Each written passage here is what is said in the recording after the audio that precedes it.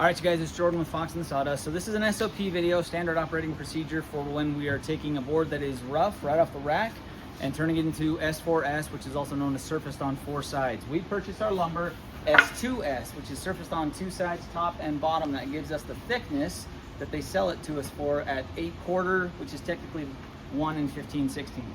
So the boards, you'll notice, have one side that is rough and a second side that is also rough, except for these ones. European Beach, they usually send to us S3S, but regardless, I'm going to show you how to cut these to the size that we need when we're doing a table and go from there. Okay, so the process is pretty simple when you're trying to get it to the right length. So let's say that we've got a table that's going to be, finished dimensions is going to be 72 inches by 36 or 42. That's a very common size. When you're cutting the board for the glue up, you want to go the length of the table plus 2 inches. Okay, so if I need a 74 or 72 inch table, then I'm going to cut the board to about 74, sometimes 73 if we're a little bit short on the thing, but it really just matters that we're going to be able to cut it final dimension to what it's actually going to be. So in this particular one, we're doing an extension table, so we need some 44-inch panels to glue up 2 panels that are 44 inches wide by 38 inches long. So you're going to take it over to the chop saw. You are going to cut off if need be. So you always want to check on these boards on both sides to see if you have any major cracks that are running the length of the board. We're not worried about knots. We are worried about cracks that run down, because if that's the case, we always want to try to cut inside of those cracks to make sure that the table won't split over time. Typically, you'll find the edge of the crack wherever it goes farthest on either side of the board. Whichever side it goes farthest, find that side, and you're going to cut 2 inches in. And that usually will get rid of whatever split there is. We're fortunate on this beach, there is nothing, so I'm not even going to worry about trimming anything off the edge. I'm just going to run this right back to our block. We have a stop block set up here so we can cut them all to the same length.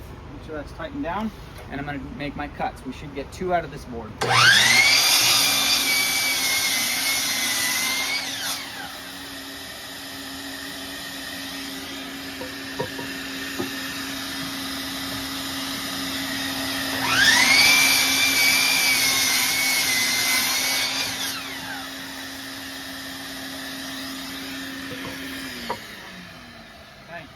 Take whatever other excess you've got, any offcuts, and you're just going to set them to the side in our offcut space where we, the boneyard, where we use whatever excess lumber is for whatever projects we've got. So one other thing to note, when you're cutting with the saw, a lot of people will just go straight down as they're cutting as the blade is running. That's going to cause problems with binding, or sometimes the blade itself will move, especially if it's dull or if you're cutting a particularly hard wood. So even though it is, the blade is moving circular, you still want to cut it like you're sawing through something and take small passes. That's going to make sure that the blade doesn't bind, it's going to make sure that the wood doesn't catch, and it's also going to make sure that you get a nice clean cut. All right, now you're going to bring them over to the straight line rip saw. A few important things to remember with this. The first is that you've got to adjust the height to be the approximate height and thickness of the board. So I'm going to take my tape measure here. I'm going to say that this is about 1 7/8 inch thick. So then I'm going to come over to this wheel and I'm going to adjust my wheel down to about 1 7/8. It will give about a 1/16 extra of downward pressure the way that the springs on the rollers are. So you don't need to worry about setting it any lower. Set it to the approximate thickness of the board itself. I'm going to start the blade. Then there's a 10-second delay before it will let me start the conveyor belt. I'm going to come over here and turn the dust collector on.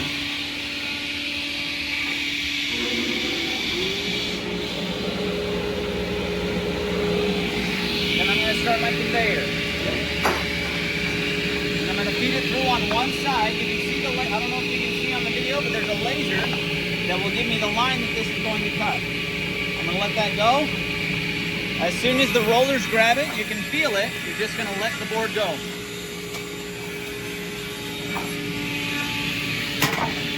I've got this in an offset. I'm going to take this here. I'm going to measure in from the farther, or from the most messed up point. So from this edge into this check here, about 7 1/4. Set my fence to 7 1/4. Lock that down, and then I'm going to come and I'm going to push this board against the fence and feed it back through.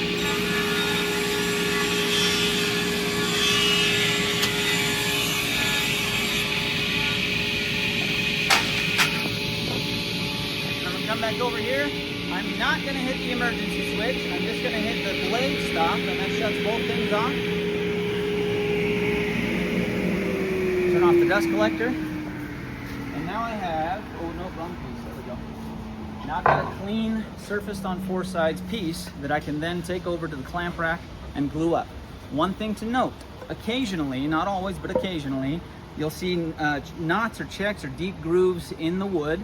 If that's the case, you want to plane the boards before you straight line them so that the rollers that are holding the board to the conveyor belt will give even pressure.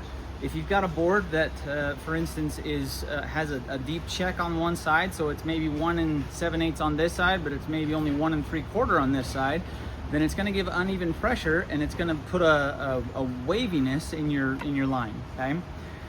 When you're done with this, you want to look down the line of the board, and you want to make sure that it is a straight line. You want to feel it. If you notice anything that is that's not straight or not relatively smooth, then that's going to lead to a poor joint. Okay, so we want to make sure that we've got 2 clean sides so that when we set this up on the clamp rack, we've got a good clean glue joint.